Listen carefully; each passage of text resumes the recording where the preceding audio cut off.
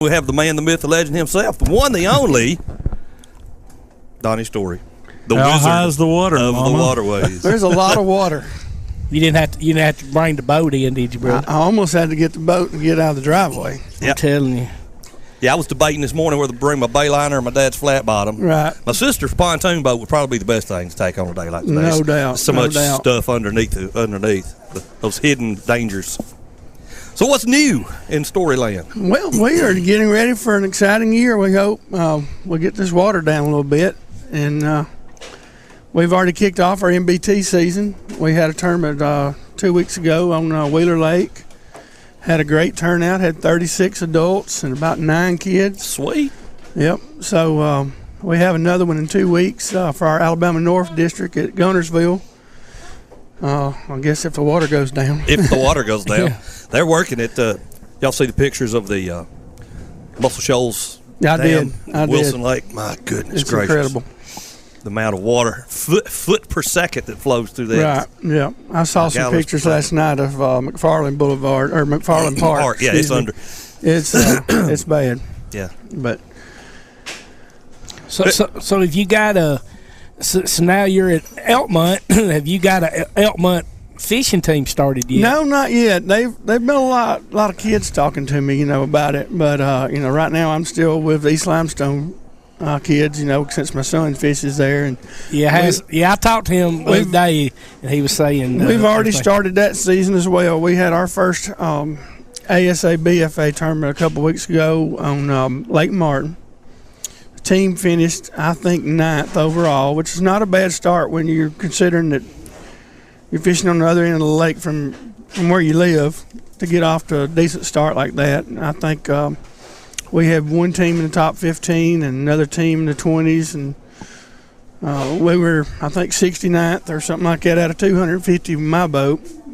But our next 2 tournaments to qualify for the state in that organization's on Wheeler and Pickwick. So we feel like we got a good shot. Yep. To be way up in the points in that one as well. So tell everybody how this works. I mean, you get how many boats do you have on your team at East Limestone? This year for the ASA BFA, this year they moved to a 6-boat format, which last year was 5. Okay. You can bring less than that, but Can't bring more. The lowest amount that you bring is all you can qualify for the state tournament. So if you can get 6 boats to each tournament and you qualify for the state tournament, then you get to take 6 boats. Aha, I see. The score when you go to the tournament, you take your top, I believe it's 3 scores from your team. Is that weight, length of the Weight, fish? length, right. So you have a 5-fish limit. Okay. And that determines your weight. And the highest weight, of course, wins the tournament. And then, work your way down and you get points for where you finished at. And so, is there big fish in this like there is in most bass tournaments? Most tournaments, yes. They'll recognize, they'll give a plaque for the kid. Do you get any extra points for the big fish? No. Oh, okay. No extra points. So after 3 qualifying tournaments, there's 5 tournaments, and they divide up the whole state, and everybody gets 3 tournaments. And most of them, they let you choose. But at the end of the 5 tournaments, everybody's best 3 tournaments, or the 3 that they fished, you add up points, and they take a certain percentage of boats to the state tournament. Okay. And where would that usually be held? This year's state tournament is going to be at actually 2 different lakes. Wow. Lake Jordan and then what they call the Alabama River, which That's in Montgomery, right? right above Montgomery. It sure is. So, Travel. Yep. So I've been to Lake Jordan one time, and that was last year. We didn't do Where is Lake Jordan at? It's right above. It comes out of the River Jordan. Comes out of the River Jordan. There is a sea which day by day. Sorry. Tim Lambert for you there. Basically, Clanton. Clanton? Okay, Clanton, yeah. Peach Park. Yep. And then head east just a little bit, and right there you are. Gotcha. But know the area anyways. Yeah. Well, how's old Landon doing out there on the water? Well, Landon and Garrett, they're just in the 8th grade. They finished 69th on that first tournament. 8th grade out there fishing for the high school. There you go. Do they have to have an adult in the boat with them? Oh, yeah, that's me. That's you? Gotcha. That's you. That's me. Oh, Daddy. It's an exciting long day. Now, it's fun to watch those kids, especially watch them, get excited when they catch a good fish. And oh, yeah. it's tough not being able to fish while you're sitting out there, but it's a lot of fun, and that's the best part, about our MBT trail. We have the adult and junior division, so the adults get to fish along with the kids at the same time, and it's a way to teach them as well. So we do both of those, and that gives them a lot of time on the water. So who all we got around here, Coach? We got East, we got Athens. Does West have a? West and Clements has a team. I think Clements still has their team going this year. West Limestone, and then Athens and East. So more. I mean, it is getting out there, and like you said, they're talking about it at Elkmont. So it's just amazing that I never thought in high school fishing would become a sport. And now look at how big it's getting. And we fish two different organizations. We fish bass, and we also fish ASA BFA, and both of them will have 200 to 250 boats every tournament. I mean, it's amazing. Bass actually had to split theirs into two different regions. We now have a Tide division and a Tiger division, which is basically north and south, just to keep from having so many boats on the water. Right. And you have a lot of daddies that are boat captains that really don't have a lot of experience that are out there to do it because their kid wants to do it, and you really don't need to have some of those. No, you better know what you're doing with when that you're many on the water. boats. Exactly. So it's a good thing that they went to smaller numbers. I was really glad to see that with bass, and we fished our first bass event in December. It was on Pickwick. And actually, Landon and Garrett finished fifth in their division. Well, that's good. Yep. And they fished the junior high division in bass. And we actually had a boat that finished second in the high school division, and we finished fifth in the junior high division. In bass, I don't think we fish again until April in that one. So. Well, how many boats does a team have? I mean, y'all on one boat, or we take 6 to ASA BFA. Okay. 6 boats, and that's. Going back to you asking about Elkmont, that's the problem of a lot of schools. There's just not enough. There's plenty of kids that want to fish. Yeah, I could have a meeting and have 50 or 60 kids want to fish. But getting adults being out there, share their boat, share their time. Mm-hmm. Okay, now I was wondering about the boats. I mean, does the school have to buy the boats? No. I mean, you got to supply your. I was just wondering what kind of expense there was. BYOB, bring your own boat. And fishing is an expensive sport. When you pay for insurance and gas and boat costs, and it does add up. And we're not talking about little John boats at these tournaments either. We're talking about nice 18 to 20 foot boats. Right. You got a skeeter right there on your shirt. That's right. I started. I got a skeeter this September. Sweet. Yep. Sweet. So. I've been representing Frederick's Outdoors down here at Priceville for the last few years, and they decided to let me run their demo boat. Well, sweet, so man. That's why he's got that Frederick's Outdoors. That's right. Another sponsor we need to get on. For the YouTube channel, that is Frederick's. Yeah. That's right. So, hey, while we got you up here, I guess you bragged a little bit on your bowling, son, too. I just left bowling, actually. Did you really? In fact, East Limestone won the runner-up in the state. Yeah. I sent the coach. He's off this weekend watching his son bowl in college, and I sent him a text message this morning with a big smiley face. I said, 6 of your returning bowlers are all at Saturday morning bowling. And, I mean, that shows why they have such a good program. Because they're that dedicated to get out there on a Saturday morning. The kids, they just finished the high school bowling season. I think my son's been 3 out of 4 Saturdays since then. And he missed last Saturday really because we had to go to a funeral. But those kids are dedicated at it. Yeah. And, in fact, I have to brag a little bit, but Bryant bowled his highest score this morning, so – he bowled a 181 in his first game, so I was really proud of him. Yeah. And that, like I said, was just amazing. When we were all in school, we would never thought that you'd be bowling or fishing in high school. Yeah, I know, for a sport. And for a sport, now and getting scholarship, like I said, Coach Ferris' son. We didn't even have golf when we were in school. Yeah, I would have loved that. I don't think we may have. I can't remember if we did or didn't. So, but yeah, to talk about that, it's just unbelievable getting golf, fish, bow, and all that. And that gives these kids, like he said, like I said, Tim mentioned earlier, Coach Ferris' son got freshman of the year on the bowling team. So these kids actually have opportunity to, where you used to always think you got to be basketball, baseball, softball, football, That's all we had back then. that's all you had. Now you got an opportunity, my school. like your sons and other kids have to get scholarships to go on and do this stuff. I tell people that all the time. I played baseball and basketball growing up, been around, East Limestone basketball and baseball all my life, and was a trainer at Alabama with football, and I never in a million years would have dreamed that my kids didn't play one of those sports. And they both play non-traditional sports. Yeah. But they both care about them, and they work hard at it, and so I'm just as happy as I can be, Yeah, me and Todd used to joke about if we'd had a fishing team, and when we was in high school, it'd been the tiller handle, pull, crank, flat bottom wooden boat. Sneak out before the bass tournament to run the trot lines. Too bad Todd's not here today. He could tell you about some of mine, his trips over to Lake Ida.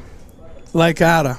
In the middle of the night when we were in high school. No, that place is posted. No fishing, right? I'm not sure it was. We won't say nothing on that. Hey, we got you up here too because we know how much you love basketball and you're a big North Carolina fan. Have you ever seen somebody blow their? We just saw highlights. Have you ever seen anybody blow their shoe outs like Zion did the other night? I told Todd. Todd watched the game with me, and I told Todd that I've seen that happen before, but it was on a pair of shoes that were probably 10 years old. Oh yeah. Wore out, but never a brand new pair. But that's a major torquage going on that sidewall of that shoe. But North Carolina, they look good. I've let everybody know that. I don't know that it would have been a closer game, but I still think we would have prevailed because we shot a lot of layups, about 60 points worth of layups that night. Yeah, y'all got a lot. I watched break opportunities. That first half, and then that second half, I'm like, it's over with. Now Zion's not coming back in the game. It's over with. But yeah, Jay just told me, said, ask Donnie about his Star Hills. Well, we're excited. But how does that hurt you a little bit though? I think we talked to Coach Smith about it before, about you being a North Carolina fan but having to wear that red devil that looks a lot like a blue devil. When he brought me my white shirt and it had the Duke style devil on it, it was in black. My first comment was, you could at least got it in red, because now everybody sees me going to go, man, you wearing a Duke shirt. Yeah. But I've got over it. I've really enjoyed being there at Altamont. So it's been a really good year, and really, really enjoyed being back and coaching this year. Yeah, I could tell you saw that little fire in you.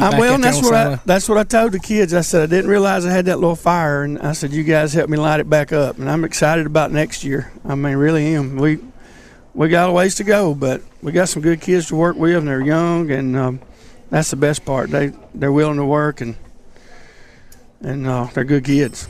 That's good. That's good.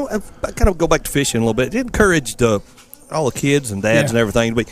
But most important thing about boating is safety. Absolutely. If you don't know how, when, where, take a course. Absolutely. And luckily, the guys at the Alabama High School Association this past weekend, they canceled our tournament. We're supposed to be fishing right now on Wheeler Lake. Yeah, and they canceled our tournament on Tuesday. Yeah. And I sent them a message on Facebook, and I said, absolutely great move. Go ahead and get it over with. Yep.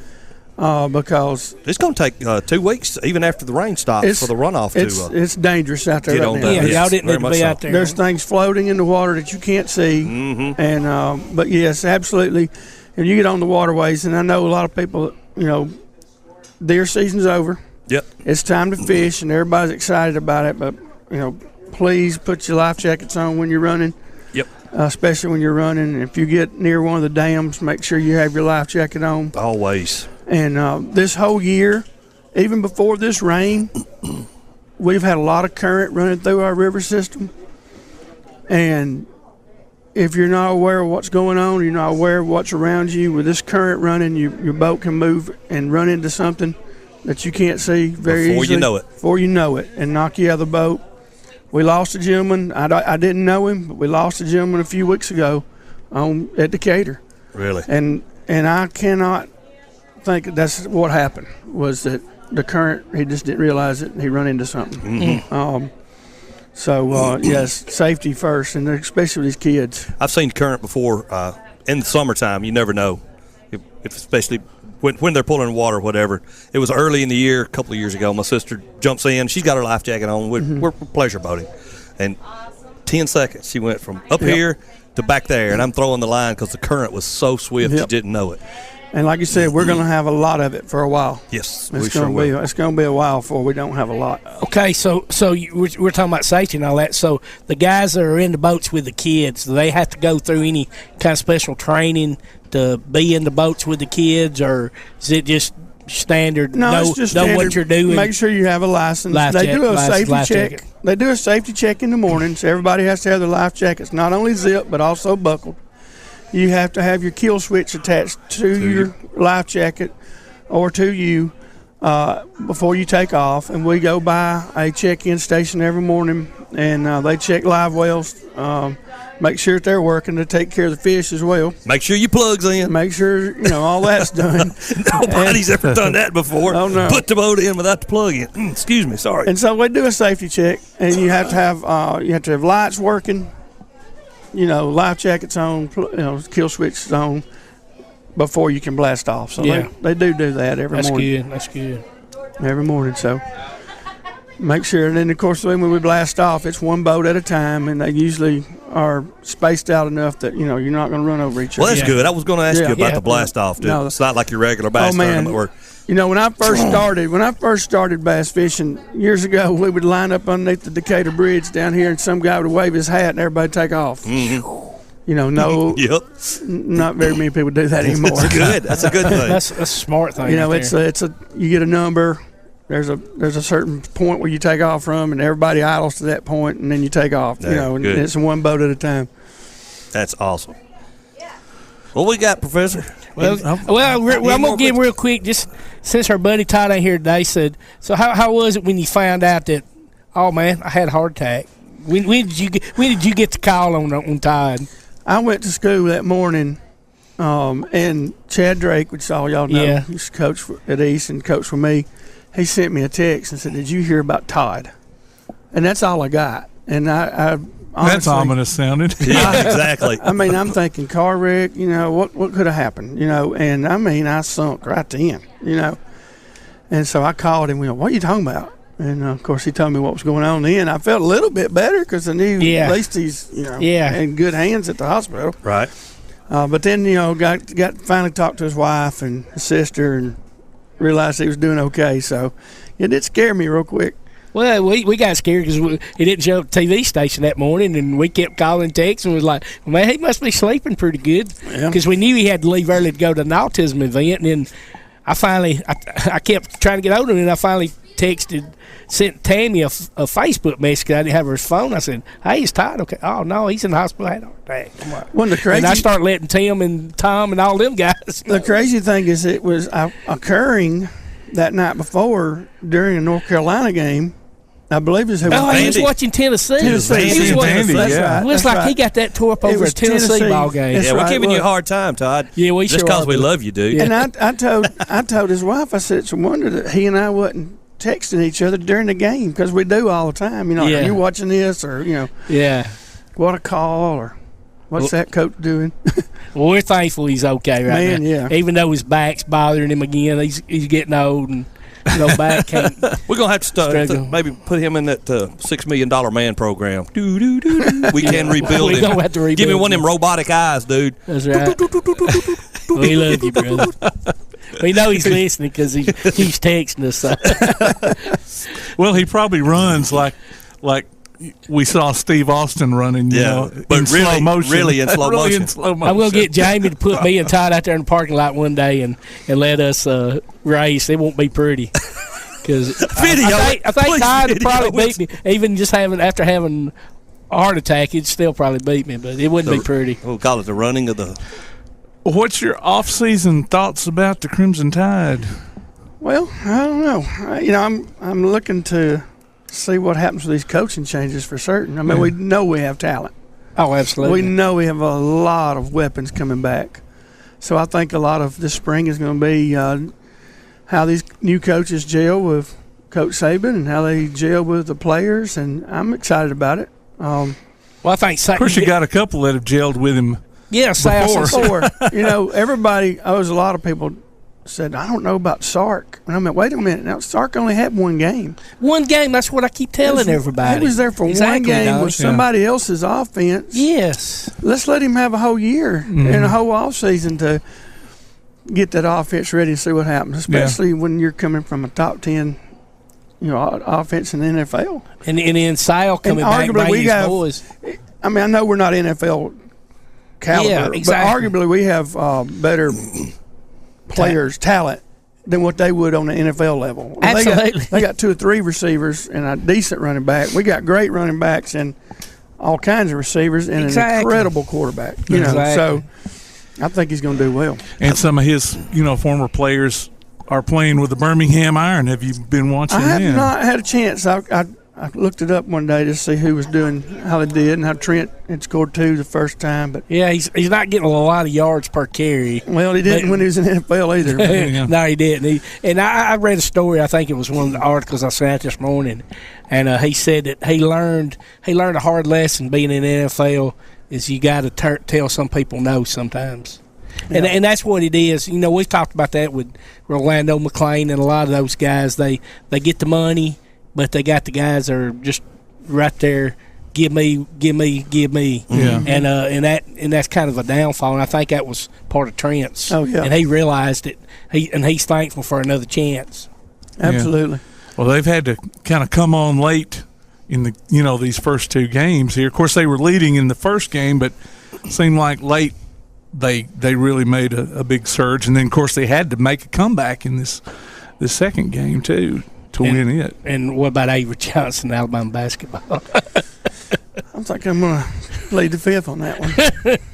I think a lot of us want to, but I tell you, I told these guys earlier. I said if somehow Vandy comes through today and wins this game, I said it's not going to be pretty. Vanderbilt does not have a win in the Southeastern Conference yet. I know they don't, but they got close to beating Alabama.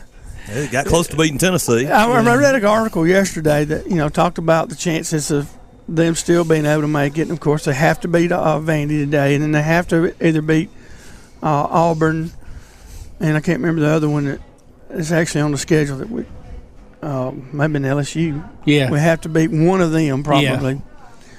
I don't know about that, Donnie. I don't know. I don't see it. It seems like the last few games they've been playing with no emotion.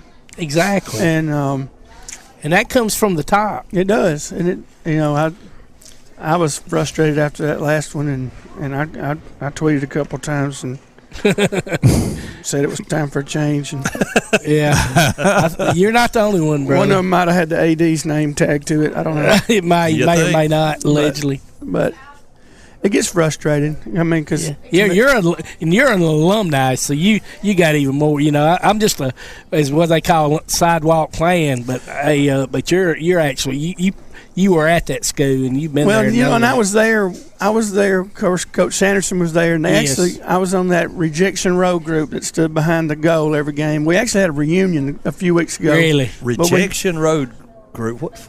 It was the student section, and it was called Rejection Row back then. Oh, Rejection Row. That's back in the day when the students were just wild nonstop. And we wore practice jerseys, and I wore the number 41 for Keith Askins since we were from the same area. And at the reunion a few weeks ago that they had for their team, we had a Rejection Row reunion, which I couldn't make it because we were in the county tournament.